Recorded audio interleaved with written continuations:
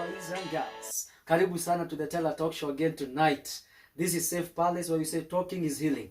Thank you so much for keeping it here manze. Kuna wale mmekuwa na sisi from day one. Tunashukuru sana. Thank you for subscribing. Thank you for sharing the gospel outside there. Thank you for always commenting and telling us what to change.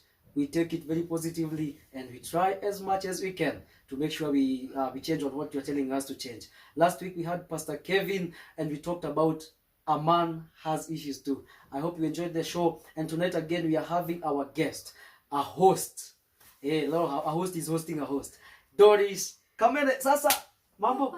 You're good? Yes, I am. Asante sana umetoka diaspora ukakaa mko kwetu. Unajua huku kwetu ni lazima ukate tikiti ya ndege.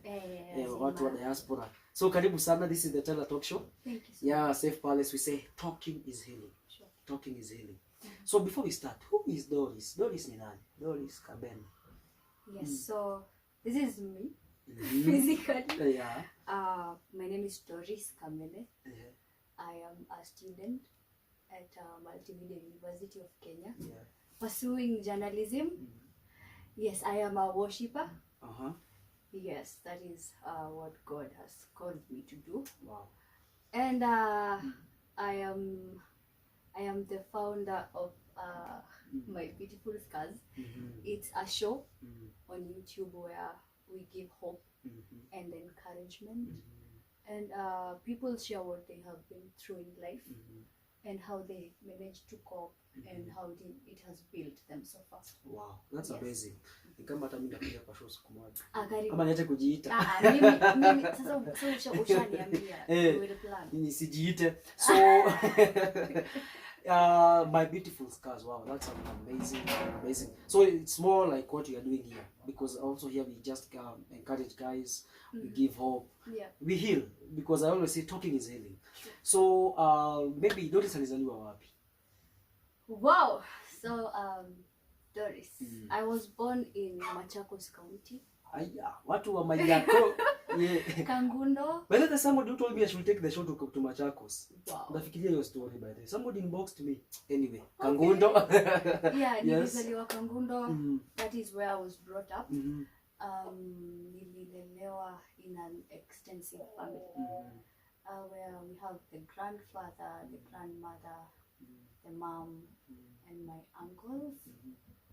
Yeah, I grew up in a big family when it comes to the number. Mhm.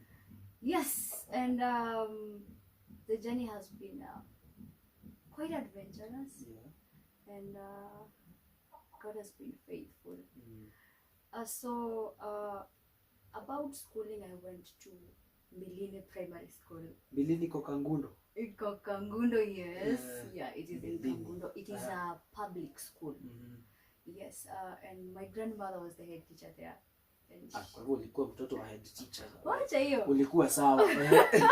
Alikuwa head teacher, but she retired in 2018. Okay. I was in Form 4 then. Mhm. So my primary school education was fine. Mhm. I did not have much to think about. Mhm. My studies were okay. Mhm. Yes, I was living with grandma, Mhm.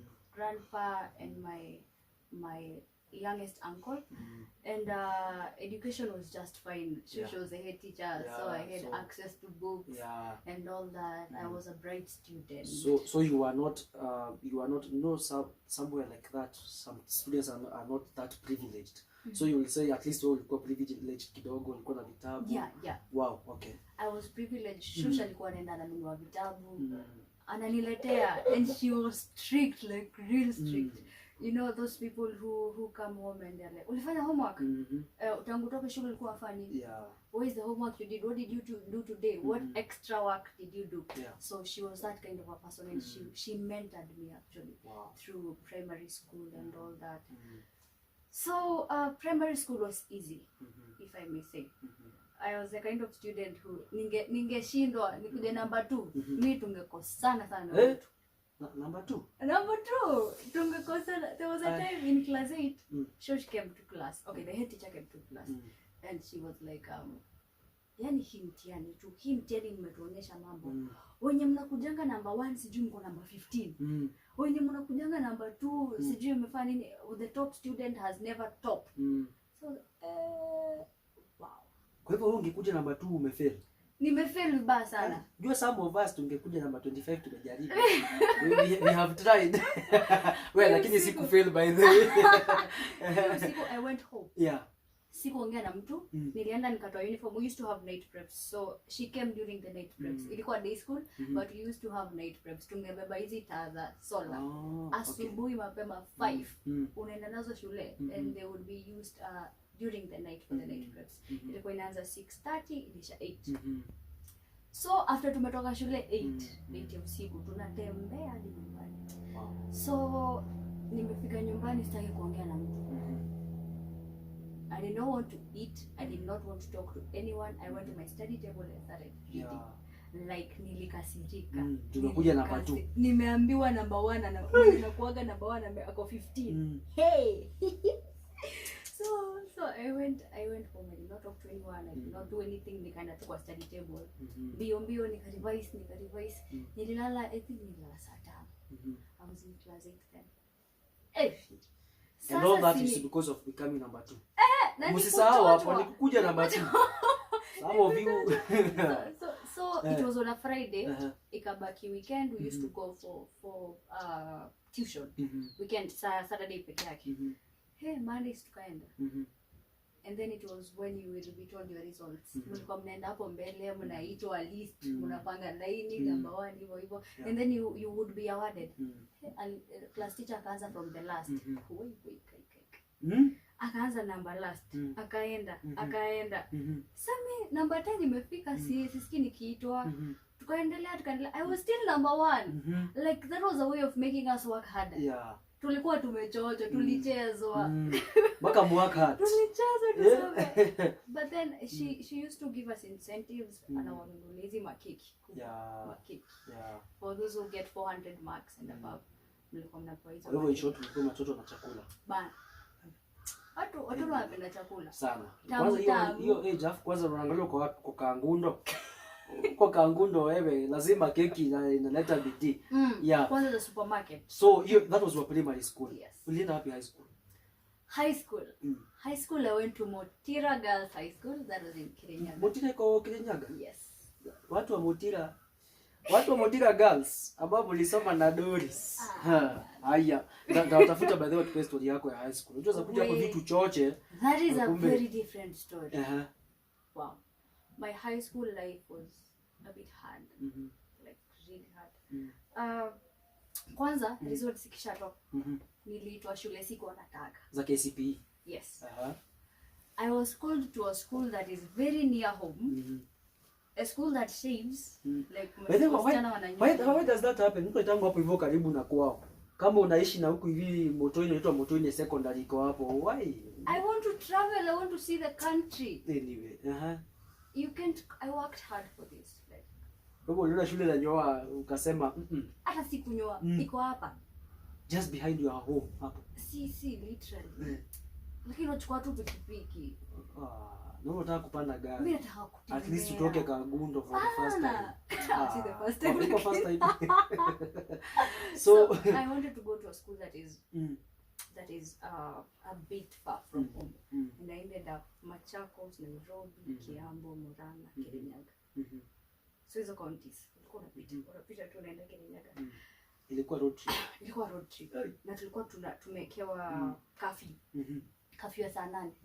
You get to school before 2. Na umetoka wapi? Kangundo.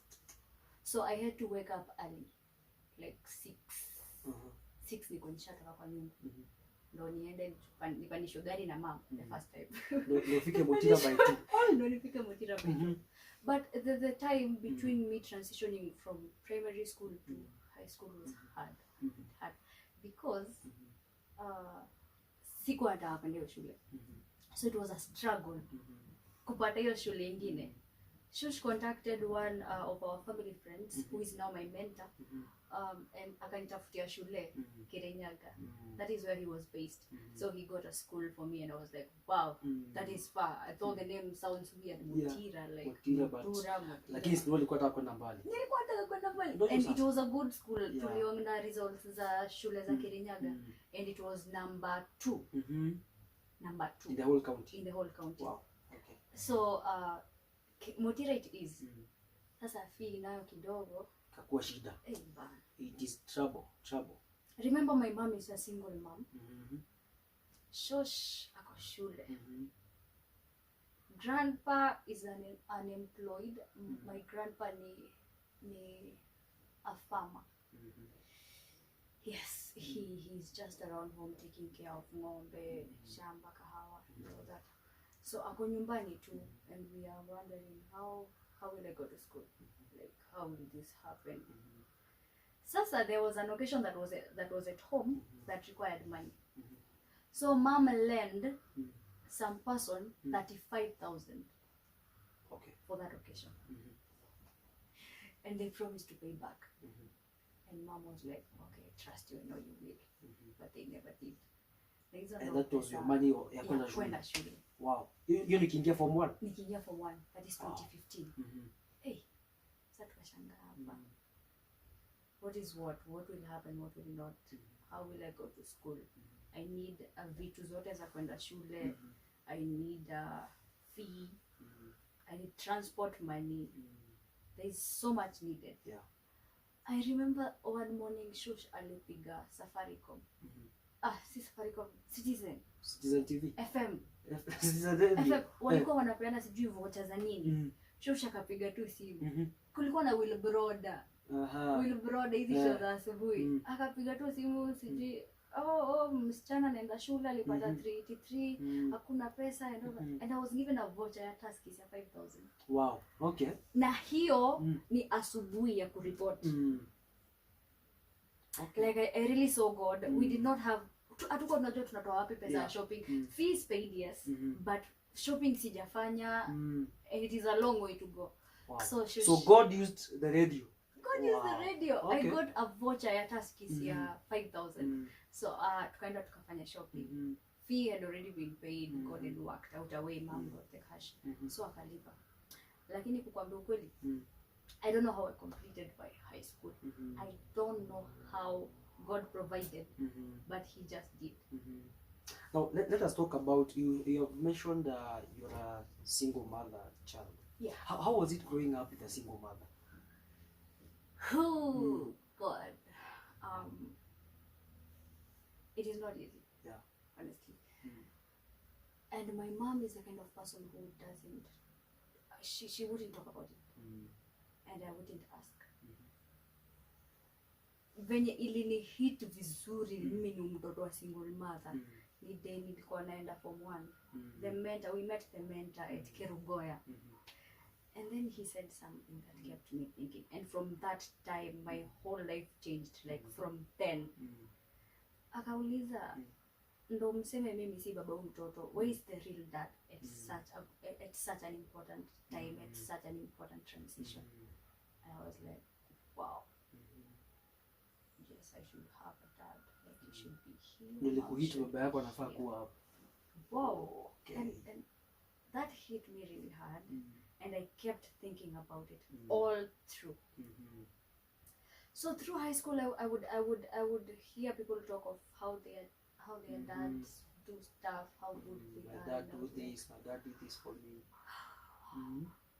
What a misfortune. So I would cry most oftenly than not. I would find myself. I withdrew. Like I kept to myself, and I did not want to talk to people about family. Yeah. I just didn't want to. I did not want anyone questioning me about anything to do with family. Because mi ningekuja place nipate, babangu alifanya hivi. You live. I live. Okay. Because it's just hurting me. It is doing me no good. And I never asked mom because she always seemed... Mom is the kind of person who doesn't have so many friends. She loves keeping to herself. Yeah. And that made me not ask many questions. I had them in my mind, yes, but I wouldn't ask. So one time I was in form 3. That was in nilikuwa naenda third term kumaliza third term ya form 3. That was in 2017.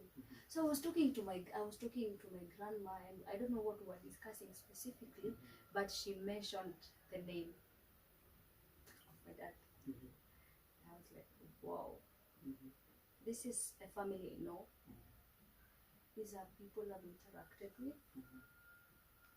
but they have never shown, they have never, like, these are people you've grown up with. You've grown so up with you your knew cousins. the name of your father the first time when you were in Form 3? Form 3, third term, Nikenda Form 4. Wow, okay.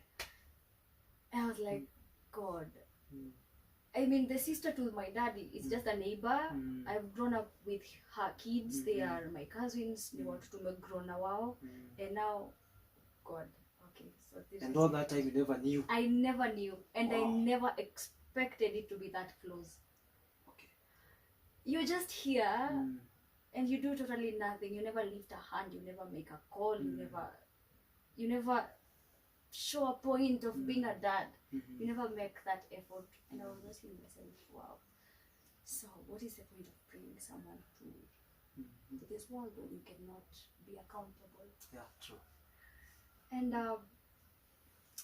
my Form 4 was totally, I was not myself. Like, I kept asking myself a lot of questions, and then I would go to Facebook and I would see his pictures and his family. Okay. So now you now began to go to Facebook to look at your father, to see him, and you found, voila, he's there with his family. Yeah. And now, how did you feel at that moment? Because honestly, I would like to know how you felt at that moment. Oh, it was not a walk in the park, and I did not talk to him that much during my Form 4. Most of the time, the parents decided to take it away. So Form 4, I started keeping to myself. Actually, if you ask my grandma, I changed a whole lot, because I was the kind of person who would come from school and I'm talking to everyone kwa nyumba, unaona, yani mimi ndo, I'm not the kind of person to keep to myself, not to talk a lot. But then I changed. I started keeping to myself. I don't want to talk to anyone completely. Staki story. I just want to be done with high school, and that is it. So it affected me. Mimi, yani akili. You know, when a child is brought up in such, there is more. You are more affected psychologically. Yeah, true. Than wase walikuwa nafikiria, why would you have any problems? Like you are provided with what you need. So I remember some time back, Mom said, you have never lacked. And so don't say you have gone through a lot, because I have done my best to provide. Yes, she has, and she's my hero. I really love her so much. So Form 4 nilikuwa akili sha kwa distorted, if I may say. But because at that time, yes, we have not lacked financially, we have not lacked education, but there's something you have lacked psychologically. There's some attention you have lacked. Because every child needs a father attention. You may not accept it, but every child needs a father attention. So this is for and it is affecting you so bad. And now ini mwaka yako ya mwisho. Nani mwaka yangu ya mwisho na exam ndo hii na ndo huyu Matiani. Unaona tuko TV ya Kiswahili. Nini ni watu wa Matia? Kwani si ni wazee aje? So I did my exams. I did not do as good as I would. I got a B. Wewe ngoja kwanza. Hapa lazima tukue clear. You got a B? Yes, I got and a B. You did not do as good as you. Wezi kama kunyosha kwa show yangu. Wezi kama kunyosha kwa show yangu. I didn't do that well. No, nilipata B. I did not do as well as I would have performed if I was okay, like really. Wewe unajua ningepata B, watu wetu wangetoka ushago kunikujia shule za klasi 3. Ati ulifanya vibaya. B. My mom did not expect that. She knew what I was capable of doing. So she was like, wewe kama ungeenda kucheza football sana na kufikiria vitu mingi, ungepata A. Ulikuwa footballer? Basa. Sasa unacheza ball? Yes, I can. Nimereduce kilo, so I can.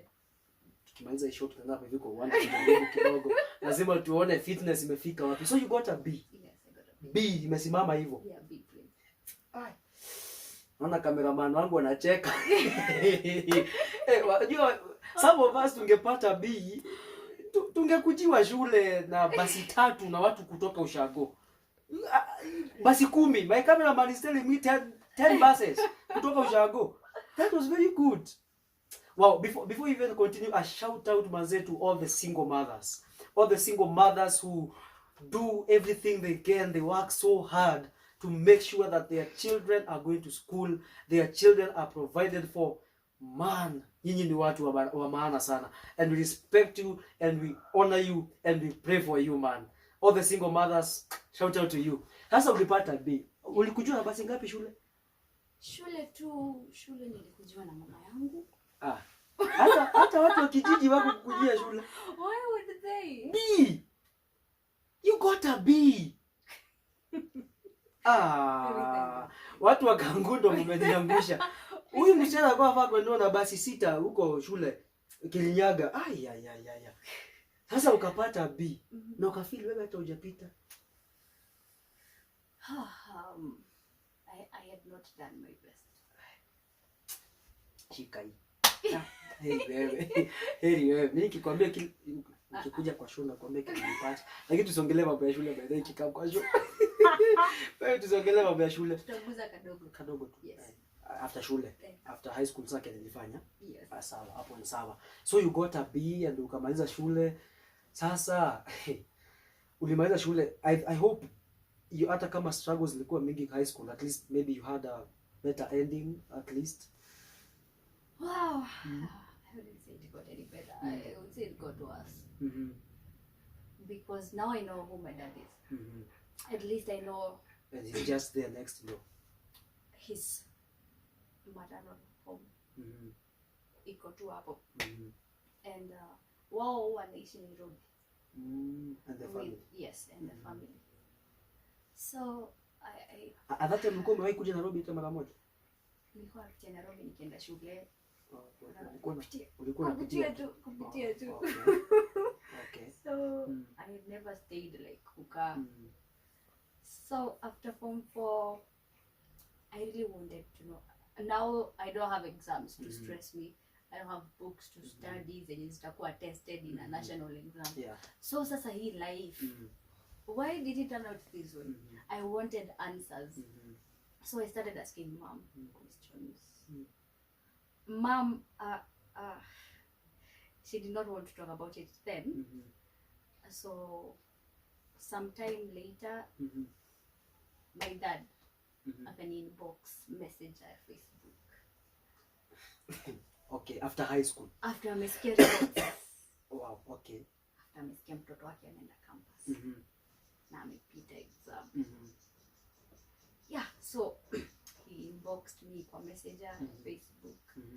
And then he asked for my number and I sent him. I sent him my number because I wanted answers. We talked the first time tuliongea naye kwa simu. You know, I know the family, yes, but since nikiwa mdogo, if I ever saw him, it was once or twice, and I did not know he was my dad, so it wouldn't make any sense. Yeah. So the first time he called, it was 13th of February 2019. Wow, you even have the dates. Yeah. Okay. That is when I first heard his voice, and he heard mine. I was like, I'm happy to hear your voice. Me too. So tukaongea hiyo day. Nikaniuliza venye kunaendelea home. We did not talk much. So he said he would be coming over for Easter holidays, and that he would bring me a phone, and that he would come say hi. So what happened during that Easter? They came. Did they really come? No, they did not come. But kuna time walikuja kwa sistake mwenye nimesema ni jirani. Yeah. Alafu akapita. There is a fence and then there is a barabara. So akapita na gari. Mimi nilikuwa tu nje. So aliniona mimi sikujua ndiye. Akapita. And then he later texted to say that he saw me. Okay. So I was like, okay, so. He never said anything. Why are you telling me now? Yeah. Like you saw me. And then I said it's okay. So after some time akaanza kuniuliza what I want to do. nikamwambia Kwa simu bado? Yes. You have not met him yet? I have never, even today. We have never met physically. Even today? Even today. So akauliza what course do you want to do? Nikamwambia I want to do journalism, and I selected Multimedia University. And then he said that you can do Daystar. Daystar is a good university, and my sister works there. Okay, at that time was he asking akulipie or was he asking just to know? That is a very good question. I will explain. Okay.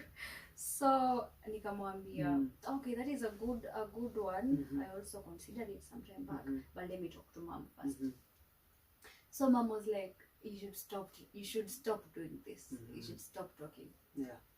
Because it is not worth it. And I'm like, you're not telling me this. This is my dad. I want to know. I want to know him more. And she was like, okay, it's alright, you go ahead. So the dad gave me a number ya sistake mwenye work huko, and then he said that she would give me a call. So she never called. I texted her, but she never replied. So I gave up. I did not continue. You did not insist on the talking. I did not insist. And then sometime later, I asked him. We were still talking. So nikamuuliza, by the way, now that you are asking about my campus and all that, there's no money, like hakuna do za kutosha za kunipeleka shule. Yeah. And then he was like, okay, so what do we do? And then I told him that I'm requesting you to help mom pay my school fees. And he agreed. So time came for me to go to school. There is no sign of any coin. Like there's no sign. Mom is so all over. Anashanga mtoto atoa pesa wapi, and she must go to school. She must, that is a must. She must go to school. I need to find that money from wherever, I don't know, but she really worked herself out. Mimi nilikuwa nisha give up, nikajiambia we hapa penye naona. I went to my reverend and told him, hey, venye mambo iko, I Unaenda shule. He said, just go. And we'll go to school.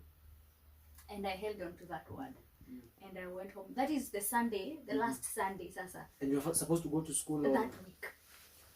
Wow. Here. Okay. And there is no sign of any money. There's no money, like there's no money kabisa. Hey. Mimi nikamwambia rep kidogo. Sioni hata kama ni imani. There's no sign. Hakuna sign hata kidogo. Hakuna sign. Sioni. You just go. You will go to school. And we prayed. Alafu nikaenda shule. That time nishagostiwa. Okay. He has already ghosted you. I'm ghosted. No more communication, no more communication, no nothing. Okay. Simu nilipromisiwa haikuja. He never gave an explanation. Now the fifth thing, he ghosted. He kept quiet. And then I reported to school. God gave the fee and all I needed to go to school. So one day, niko kwa hostel. Nimekaa tu kwa hostel after class. And then he chats me on WhatsApp. Hey, hi. So where are you? I told him I'm at home. I lied. I'm really sorry. I lied, but I had to. Yeah. I was so bitter. I was so angry. I told him I'm at home. I did not go to school. Why? There's no money. And you know what he said? I wish I could do something about it. Okay. He said, I wish I could do something about it. And that was the end of it. I never replied to him. I never talked to him about anything else for some time. And all this time, mimi nimeenda shule na mauchunguza. Somebody somewhere promised to at least help for once in his life to cater for something that his daughter needs. And that is it. He doesn't know how I went to school. I don't know if he's even concerned. I did not want to put it in mind that this guy, he doesn't want to do it. He's just not into it. I'm forcing things. I'm forcing everything. And later he talked to mom and he was like, I wanted you to find out for yourself. because she told you and you I never told you. listened. Okay. And you would think I'm a bad person. Yeah. I'm the one being a bad person. So now let me ask. Sasa yuko ya ngapi shule? I'm in 2.1. 2.1. Yes. And until now he has never communicated anything. Do you still talk? Do you still right chat? Now we are not talking. Mm-hmm. Because he just comes in, leaves me heartbroken and goes. Yeah. So I saw there's no essence of keeping hopes up. Like there's no there's no essence of raising my expectations about someone, and he doesn't care. At least that is what I know. At least that is what he implied. The few instances we have interacted. Yeah, he sent a signal like, I am not interested. Okay. Which hurt. Yeah. So I decided, and I talked to my best friend about it, and he said, you know what, you just stop all this. You're just hurting yourself. Yeah. There's no need of you going, getting hurt and coming back crying. This person, hey, I there's something that happened recently that was March Feb. This year? Yes.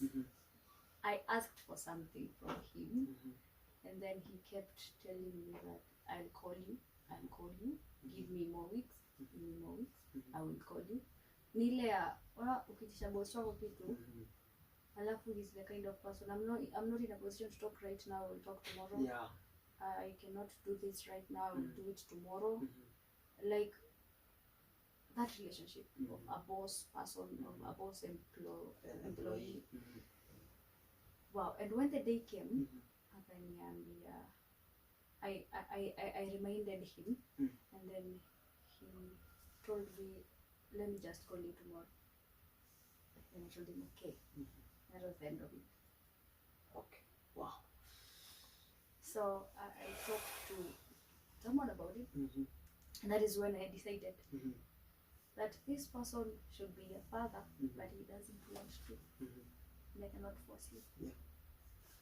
I cannot force him because whenever I'm hurt, mom is hurt twice. So I never told mom about this last instance. Until today. I'm really sorry.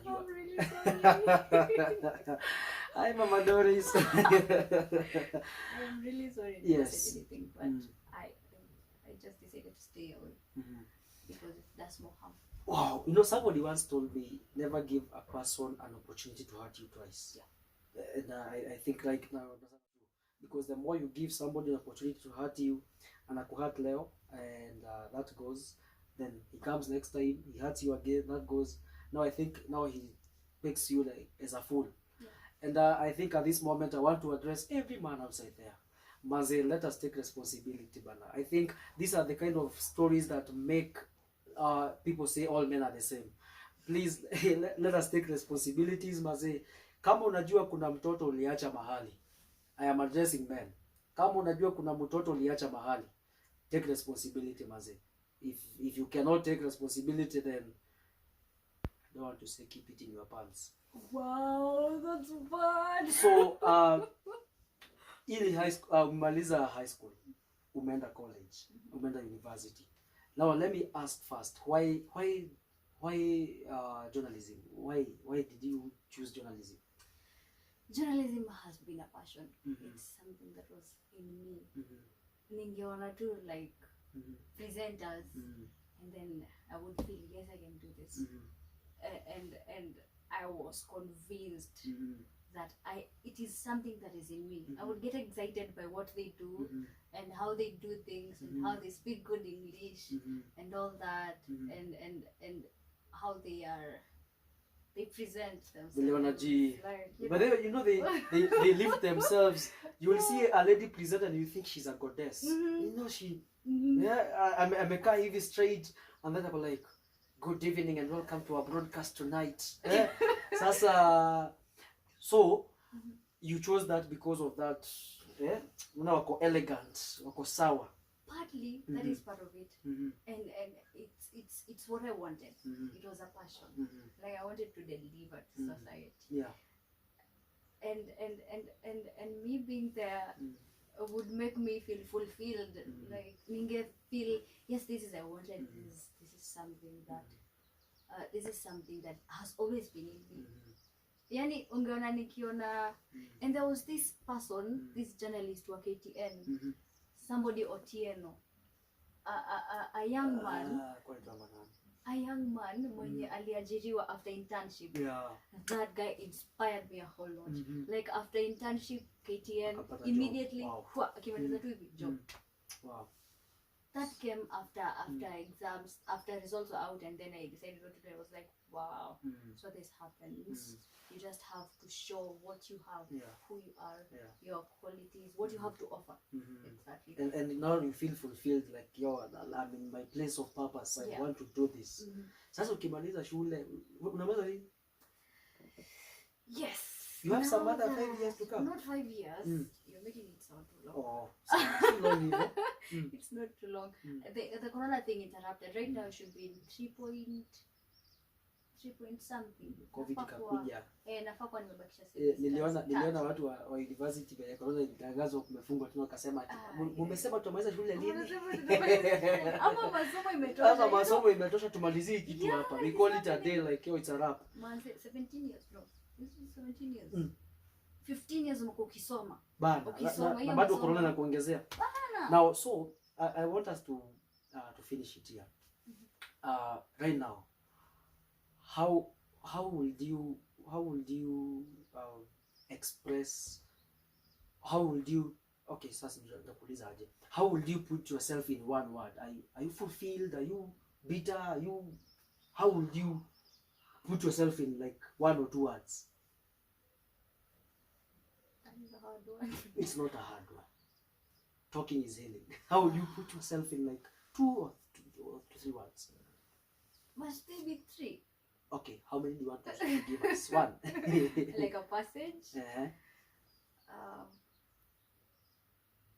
I wouldn't, if I said I'm healed, I would lie. Because there are times it just breaks me down like a whole lot. I was once into depression because of it, because of the same issue and what was happening around. There's so much that happens to the children who got through this. There's so much psychological torture that occurs. You might never tell, because out there we are always happy, we are all smiles, we are all joking. But inside there's so much going on. There's so much, like a lot. So there are so many kids going through the same thing. We have gone for missions, high school missions. True.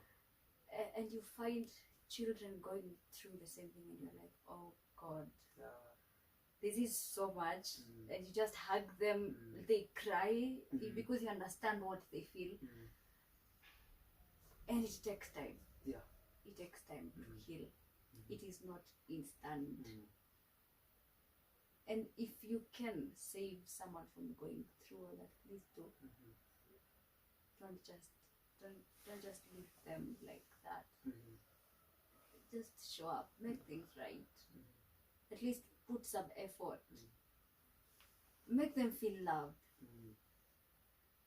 It is not easy knowing that someone rejected even before you were born. Well, still your mom was carrying you, and they said, no, this is not me. This cannot be me. I cannot. How? It is not easy to know that someone did that to you even before you were born. It gets into your head. Like, if this person did that, what about this other You grew up people? in rejection. Exactly.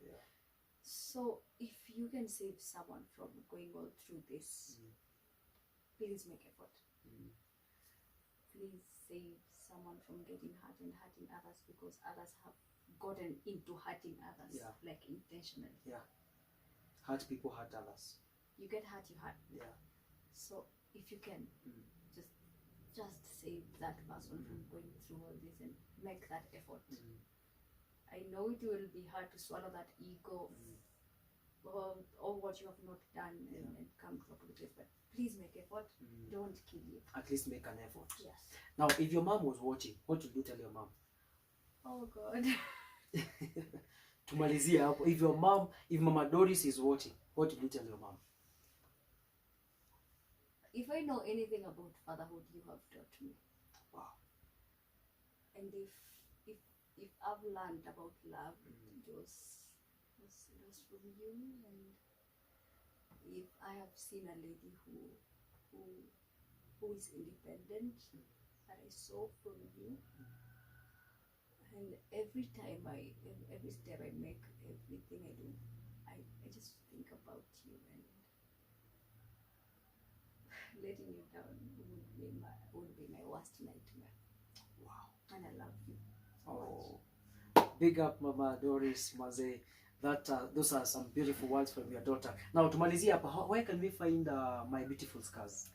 So, My Beautiful Scars is on YouTube. You can just go search My Beautiful Scars with Doris Kamene. You'll find inspiring stories of people who have gone through a hard time, but they have made it in life.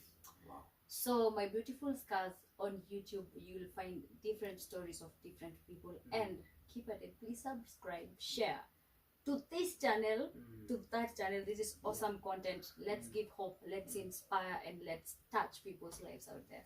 Amazing. Thank you for coming. Wow. A beautiful story from Doris Maze. Hata sitaki kuongezea words hapo. Najua kuna watu nimetukana hapo hivyo previously, lakini I just had to say that. So please continue subscribing, continue sharing the gospel outside there. Enda kwa My Beautiful Scars, get amazing stories pale, and let us continue inspiring people outside here. And as we finish, I want to tell you, you are strong, you are great, you can never be defeated. Take that hope and build yourself on it. Thank you so much. This is the Teller Talk Show. Safe Palace. Talking is healing. My name is Loyalty MOG. Until next week, God bless you. God keep you. Tuonane Friday next week.